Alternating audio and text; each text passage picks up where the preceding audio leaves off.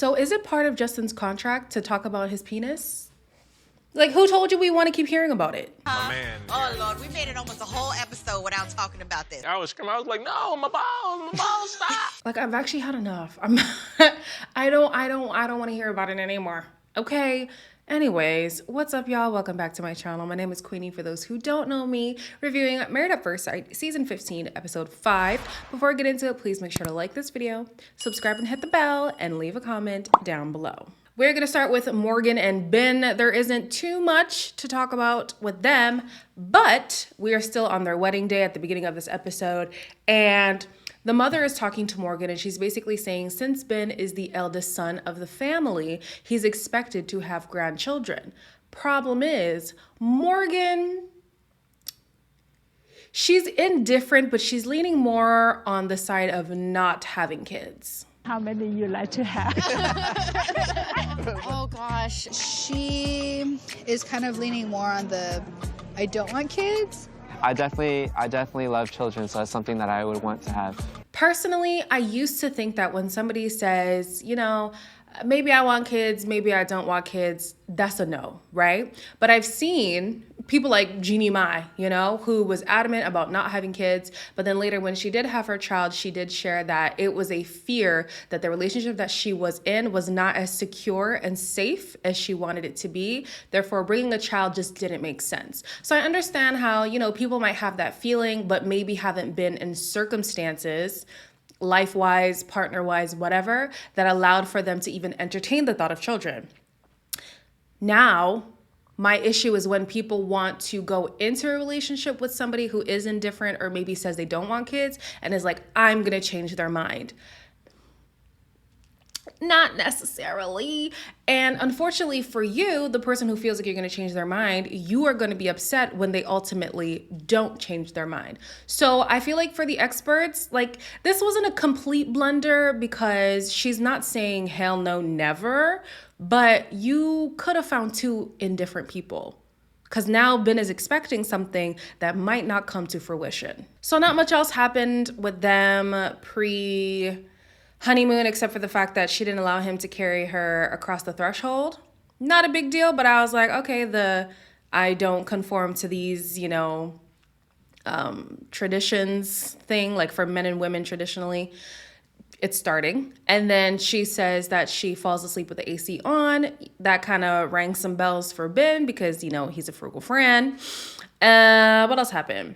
He wanted to have birthday sex, and even though she wasn't against it, they didn't indulge. Sticking on the topic of sex, Stasha and Nate, although they had their little hot and heavy shower session, they did not consummate. The shower definitely gave me a preview of what my husband's capable of. I'm very intrigued. Clearly, there's like a natural attraction with them, so I don't even think that that's a big deal.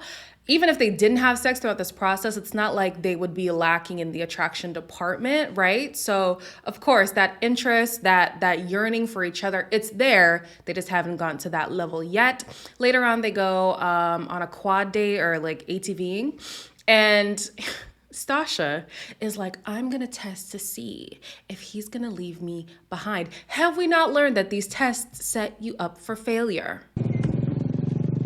Where'd he go? You always need to have an eye on me. Make sure I'm good.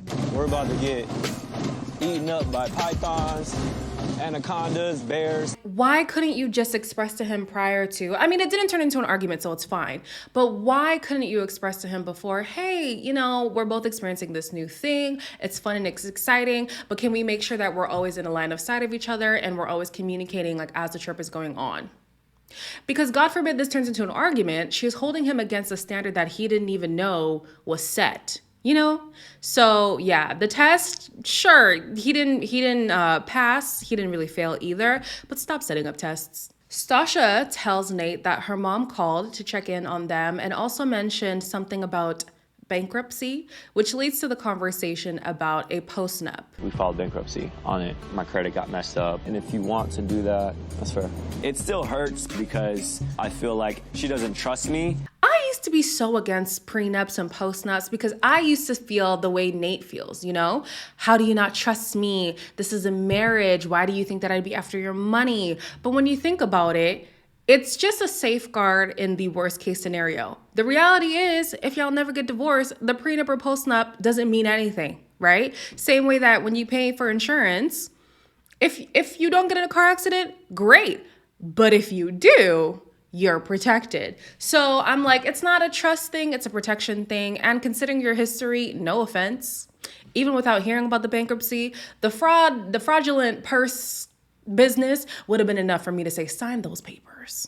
She says that she wants children in a year, and that has Nate on edge. You being dead ass right now? Yeah, I'm being dead ass. Like for real. My ideal was like 2 to 3 years, but it has to be with the right person. And like, you're definitely... What do you mean the right person? We're married. He's got to look at it from her perspective. Being a Black woman, to start, the mortality rate during pregnancy specifically is not great. It's not great. And then to add on top of that, she's getting up there in age. I know you guys don't like the word geriatric, but I just have to use it for the sake of the conversation. A Black woman susceptible to preeclampsia, a lot of us have fibroids. It's hard to conceive in general, let alone carry out the pregnancy. To add potentially being having a geriatric pregnancy, hell no.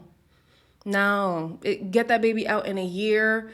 I hear his side too. He's still young in his career. He wants to establish himself a little bit more to make sure that he can even provide for this family. But babe, she's getting up there. It's now or potentially never, maybe. Who knows?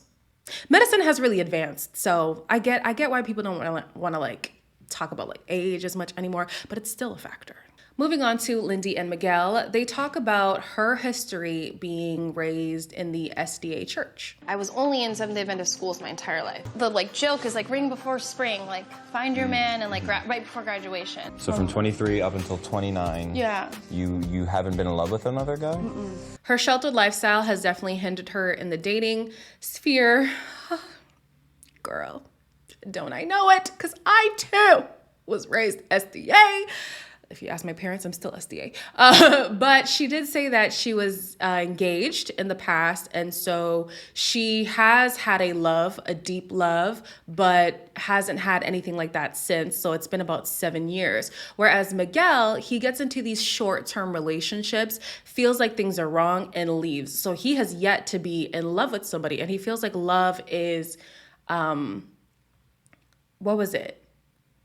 A feeling and not an action, whereas Lindy believes it's an action more than it is a feeling. I think that's how they defined it for themselves, right? And so the conversation of sexual intimacy comes up, and they are still waiting for sex. We haven't quite consummated our marriage yet, but we are working on it. There's other ways in which my needs are being met. When we have sex, is God going to be looking? Rating us? Enough with the sacrilegious like a little proud. The way Miguel throws in the Christian jokes, it makes me feel like, is that going to be a dynamic there that's going to be an issue? Because even though she doesn't identify with the religion she was raised in, it's still a part of her identity, right? So to kind of come at it, I feel like it could be a point of contention. And she still identifies as a Christian, just not a Seventh-day Adventist. And also to the people who think Seventh-day Adventism is a cult, I don't know what kind of sector she was in. It's not that strict all the time, but it is a little bit hindering, okay? Since I started school, this is about me now. Since I started school, I've been in Adventist schools as well, from pre-K to grade 8, and then I went to a Christian school for high school, and then I went to an Adventist university. So I understand that whole living in a bubble, and even though I'm out of it, there's a lot of those things that are just they're just part of my being, whether I want it to or not. So him making these little digs here and there, I'm like, be careful. They also talk about Miguel's identity crisis, right? And babe, am I a psychic? Because I swear I spoke about him having an identity crisis, but we didn't really get into it much yet. And he explains that it's because, home life was a little bit tumultuous when he was younger. And so when they moved back to his native land. I forget where he's actually from. He felt out of place because he looked like the people but couldn't speak the native language. I look very Puerto Rican, right? Dark skin, have the features, but then I didn't speak any Spanish. I felt like I had a little bit of a social delay. Started reading comic books, playing video games. He also said that the reason why his mother wasn't in his life for the majority of his life was that he learned later that she was schizophrenic. And so she had to remove herself because she just couldn't cope with the family dynamic or whatever it might be, right? And so he held kind of a resentment for a while until he learned what the circumstances were later in life. I don't know what his relationship is like with his father, but all of that has aided to his identity crisis, right? And then you have Lindy, who has her own spiritual warfare that she's going through. I mean, the purity movement is holding this girl in bondage because she has already lost her virginity. And didn't she say she's had one-night stands before? So why is she still holding on to the purity movement so tightly? I don't know. Maybe she doesn't really realize how much the purity movement affected her. But babe, let me tell you, it'll do a number on you, man. All the Christian girls in the chat, y'all know what I'm talking about. There was a little moment, it wasn't really that deep, where they talked about age. And he said he graduated high school in 2003, I think it was. And then she graduated in 2011. So yeah. And then she's like, oh, you can teach me things. And he just kind of like drank his drink. I was like, keep an eye out for that. Also, he is trying to push the boundary of the physical intimacy, gives her a massage. And she's like so open to it. And I'm like, girl, of course, this was outside and in front of cameras. But in the future, know that that's a hint. Moving on to Alexis and Justin, they go on a horseback riding date, and Alexis shares that typically she is guarded in relationships, but because this is a marriage and a very immersive experience, she's just gonna feel the feels. I am losing control, and that is pretty scary. I know my husband has not yet to say that he loves me, but I could tell that he loves me by the way he looks at me. It's just like, oh my gosh, if he makes me too happy, then he can also make me sad. I mean, I did say that I like that she was leaning in, so I'm gonna take her word for it. If these are her real feelings, because y'all know I'm skeptical of Alexis. If these are her real feelings and she's just like throwing her inhibitions out the window, fine. Alexis also feels that although vulnerability is necessary in relationships, because it can lead you to being hurt and being played, she kind of sees it as a weakness. I need you. Ugh. Oh my gosh, my stomach. My body knew that I meant it. Oh my gosh, and I said it out loud. I want kids by you, you know, and I know I want to spend the rest of my life with you. My Because I love said you. it.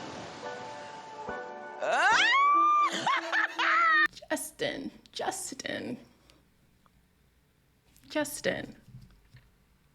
This is why your brother was saying you are not ready for marriage. It like, how do you love this girl after a few days? I get it. You were committed to love this woman, but you did not love her yet. Like, it just, cool it down.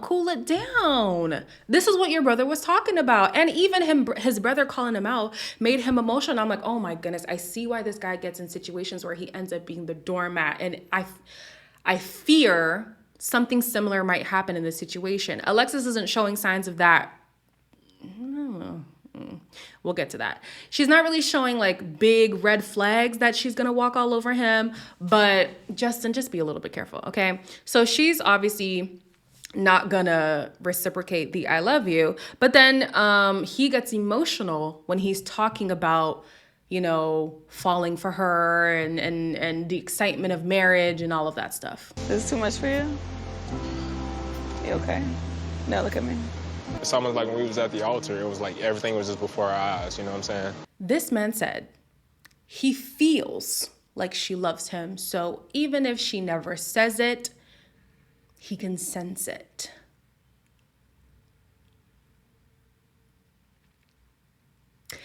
Okay. Kristen and Mitch. I think they are last on the list. We're going to skip the paddleboarding thing. You know, they talked about the environment and stuff. I'm quite tired of the environment, but she did want somebody who's passionate about something, and he is passionate about that. What he's not passionate about, though, is her. We're moving slower than I personally would want to move. I think he's just maybe a little uncomfortable with the whole experience. He does call, I think it was his brother or a friend, I don't quite remember. And he says that she's great on paper. She's literally perfect. However, he can't get past that hump, that physical attraction. And he even gets emotional about it. And I'm like, dang, is it that deep? So he has like this idea of wanting to confront her about it. Not confront, but have a conversation. Whereas Kristen actually confronts him about it. And she's like, listen, I'm missing this connection. I definitely would be comfortable advancing more in the physical, sexual department. Just not quite there for me right now. I don't fully understand it because I can tell when you look at me that you think I am attractive. I mean, of course, I can look at pinup girl, supermodel, or whatever, and that's kind of be sprung or whatever. Now, Mitch, why the hell would you bring up a pinup girl? Because this man wants to talk about being respectful and all this stuff, but you're going to bring up an image that now your wife has to compare herself to. Maybe he didn't notice this and maybe I'm reading into it, but we're going to go with it. Now you're bringing up an image that your wife has to compare herself to. And also, weren't you the one harping on natural? I like natural. Pinup girls do not have a natural look. Unless I'm the one who's dense. This one is taking a mick out of her. I'm sorry. He's taking a mick out of Kristen. Kristen decides not to poke and prod much further because she doesn't want to hurt her own feelings. But then she's just as confusing as Mitch, okay? Because she just said, I'm missing the physical touch. I don't even get a hand graze. I don't even get a look. I get nothing. But then she's going to say, I know he has his feelings for me. I know he's attracted to me because he gives me that look. And he does what is it? His actions are showing me constantly that he is into me. I'm hoping for a kiss. I'm hoping for a look, for even just a hand graze. This woman is colorblind. Either she's colorblind or her favorite color is red, because the red flags are just... Remember that FIFA World Cup song? Was it Akon? Just like a waving flag. Child, she is waving the red flags that he's giving to her, and she's just accepting. Kristen, this is how you got in a situation where you spent your life savings on a bumpkin, and he was cheating on you. In the evening, okay, the red flags just keep on pouring in because they are pouring shots. And he's like, oh yeah, I'm feeling the attraction now. Maybe he'll realize by all of his actions, they actually mean that he is attracted to me. Tequila's definitely helping with a little bit of the social lubrication. I'll be damned if my spouse has to be inebriated in order to not even just have sex with me, but to find me attractive. And then for you to be flattered by it? Kristen, you're too old to not... I'm sorry. I know somebody's going to be offended by that. You're too grown to not see that this is not it. Stop creating a narrative in your mind that isn't there. So we're going to move on to this boat trip. Morgan and Ben have finally joined the crew. Honestly, they're making it seem like their wedding was pushed back a month or something. It was just a few days.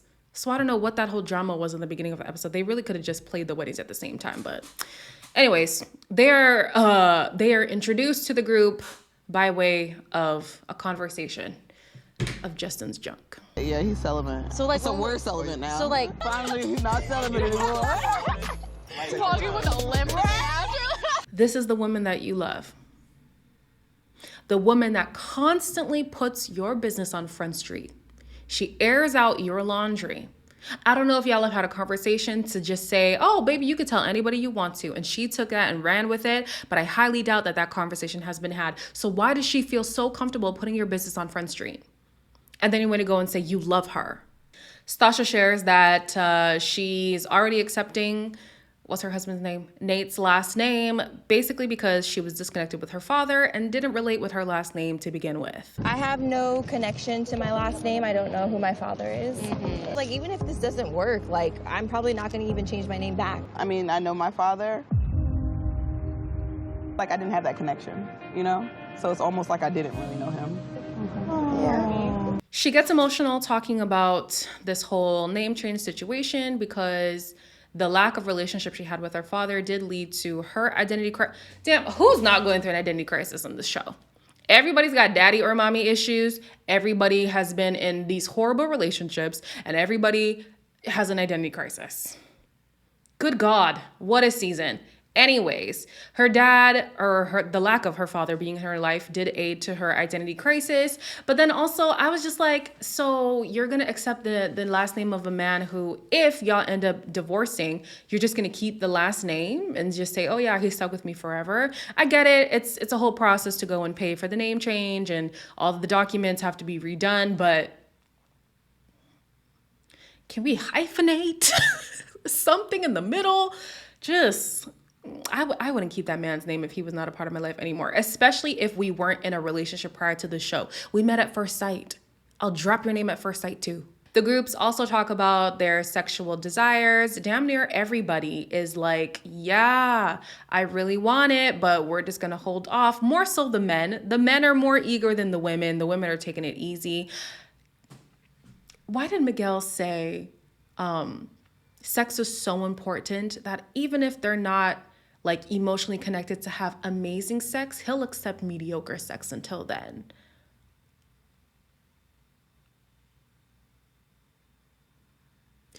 That's going to play a part somehow. I don't know yet. I don't have the words to dissect it yet, but that's going to come up. I'll circle back when it starts to click for me, okay? Yeah, everybody has these urges, of course, except for Mitch, who needs to be inebriated to feel attraction towards Kristen. Excuse me. And after this boat group date, they have a couples massage where she does bring up an ultimatum, basically. When we went back to our suite, it meant a lot to me that you did make a move. I mean, I'm a guy. I've got hormones. I've got desire. I got turned on. She says that, you know, even though he was feeling that liquid courage, if she doesn't get an I love you, or if she doesn't get sex prior to decision day, it will result in a divorce. Now, I feel like she should have put a stipulation that it should be done sober. If she doesn't get a sober I love you and they don't engage in sober sex, because, well, yeah. On to the after party. The people on the panel are Mitch, Justin, and Ben. Yep.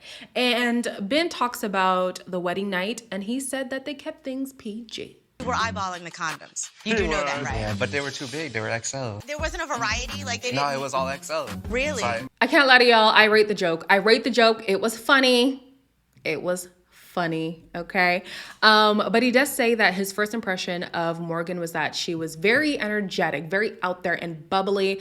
Personally, I would have used the words domineering, but that's just me. I felt like she has a takeover spirit, but he calls it energetic, so hey, he knows her better than I do. Mitch is asked about his lack of attraction, and he says that the conversation that he had with Kristen at the table, he wishes that he would have considered her feelings more. In retrospect, I feel like almost a little selfish. Not taking into account how that would make someone else feel. I tend to be attracted to people who kind of reminded me of that last great relationship. So Mitch says he likes women who look like his ex.